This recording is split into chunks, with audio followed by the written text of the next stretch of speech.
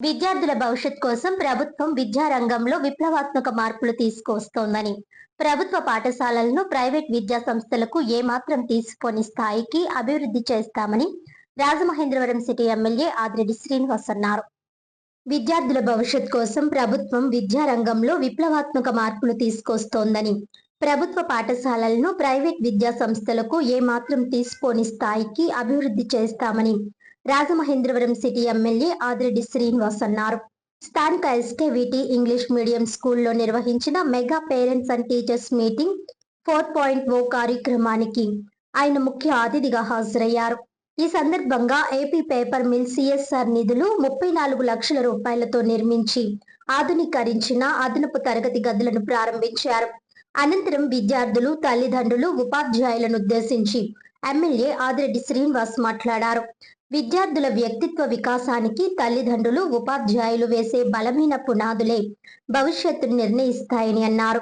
ఈ స్కూల్ నుంచి చదివిన పూర్వ విద్యార్థులు దేశ విదేశాల్లో ఉన్నత స్థానాల్లో ఉండి ఈ విద్యా సంస్థ పేరు గర్వంగా చెబుతున్నారని, ప్రస్తుతం చదువుతున్న విద్యార్థులు కూడా ఆ సాంప్రదాయాన్ని కొనసాగించాలని సూచించారు.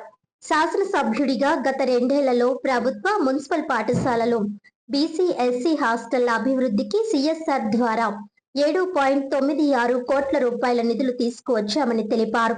అలాగే రాజమహేంద్రవరం పేరు, తాము చదివిన విద్యా సంస్థ పేరు గర్వంగా నిలబెట్టేలా కృషి చేయాలని కోరారు.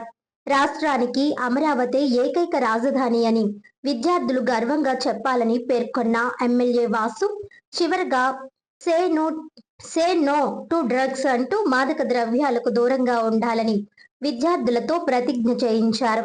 ఈ కార్యక్రమంలో పోలీస్ శాఖ, ఉమెన్ అండ్ చైల్డ్ సేఫ్టీ విభాగం ప్రతినిధులు, ఉపాధ్యాయులు, టీచింగ్, నాన్ టీచింగ్ సిబ్బంది, విద్యార్థులు, తల్లిదండ్రులు పెద్ద సంఖ్యలో పాల్గొన్నారు.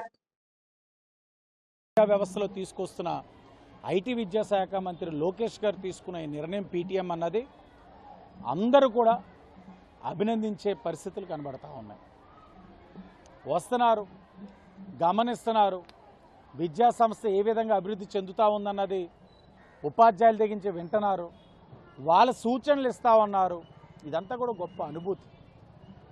శాసనసభ్యుడిగా నేను కూడా ప్రైవేటు విద్యా సంస్థలపైన కాకుండా గవర్నమెంట్ విద్యా సంస్థలపైన ప్రజలకి విశ్వాసం, నమ్మకం ఉండాలని, అక్కడ మౌలిక వసతుల్ని మెరుగుపరచాలని ఒక శాసనసభ్యుడిగా ఈ 2 సంవత్సరాల్లో విద్యా సంస్థలు కానీ, బీసీ హాస్టల్స్ కానీ, ఎస్సీ హాస్టల్స్ కానీ, ఒక ఎమ్మెల్యేగా ఈ 2 సంవత్సరాల్లో సిఎస్ఆర్ నిధులు కానీ, ప్రభుత్వం నుంచి నిధులు కానీ తీసుకొచ్చింది 7,96,00,000. అచ్చంగా 7,96,00,000. అన్నీ కూడా ప్రైవేట్ స్కూల్స్ మాదిరిగా పోటీ పడడానికి కావాల్సిన మౌలిక వసతులు. ఈరోజు ఎస్కేవిటి ఇంగ్లీష్ మీడియం స్కూల్లో ఏపీ పేపర్ మిల్ వారి యొక్క సహకారంతో సుమారు 40 లక్షలతోటి స్లాబ్ వేయించున్నాం. పెయింట్లు నడుస్తూ ఉన్నాయి, స్లాబ్ వేయించున్నాం. మరొక 20 సంవత్సరాలు ఉపయోగపడే కట్టడం ఇది. విద్యా సంస్థలోని జరుగుతున్న పరిణామాలు కానివ్వండి, శాసనసభ్యుడిగా నా నియోజకవర్గంలో నేను చేస్తున్న కార్యక్రమాల వలన కానివ్వండి, తప్పకుండా వచ్చే అకాడమిక్ ఇయర్లో అడ్మిషన్స్ టైంలో తక్కువలో తక్కువ సగం మున్సిపల్ స్కూల్స్ బయటైనా అడ్మిషన్స్ క్లోజ్ అనే పరిస్థితులు వస్తాయి. ప్రజాప్రతినిధులు లెటర్లు తీసుకెళ్లే రోజులు కూడా తప్పకుండా అతి దగ్గరలో ఉన్నాయని కూడా విశ్వాసం నాకుంది.